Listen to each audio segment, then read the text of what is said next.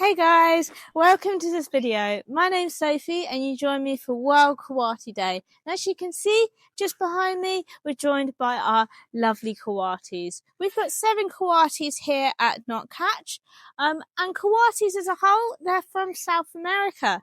Now, their full name sometimes is referred to as Coati mundi, and that came from the Brazilian word which means lone coati. You can get the question of what is a coati. Well, the closest living relative to a coati are raccoons and kinkajous. They're generally, females are very social. Males typically live on their own. We've got a whole family group here of males and females, but typically in the wild, males would be solitary and they'd live by themselves.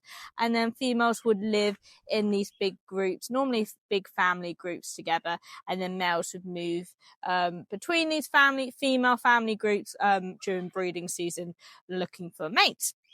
Now, Coatis, the Latin name is Nasua, which means nosy, and that is because these guys have really long noses, as you can see, got very long snouts, and they use those noses for digging into the undergrowth, looking for basically like insects or vegetation.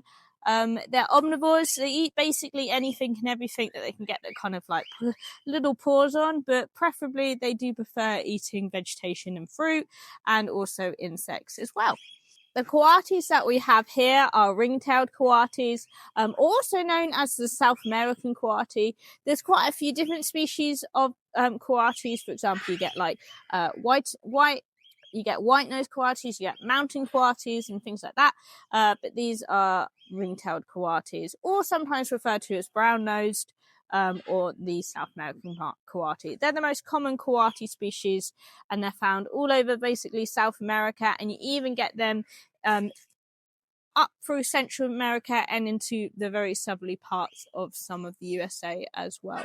And one of the things that I love most about our coatis is just how inquisitive they are. When you go in, they'll always come up and say hello, and they're very food motivated. So if you've got a bowl of food or a tray of food and you go in with the coatis, they love the food and they love trying to grab up and steal all the food from the tray. So thank you for joining me on this video today, guys. I hope you've enjoyed our video, and happy World Coati Day to everyone out there that loves coatis themselves, and especially to my ex-colleague who I know is absolutely obsessed with these. Thanks, guys. Thanks so much, and hopefully see you around Knockhatch.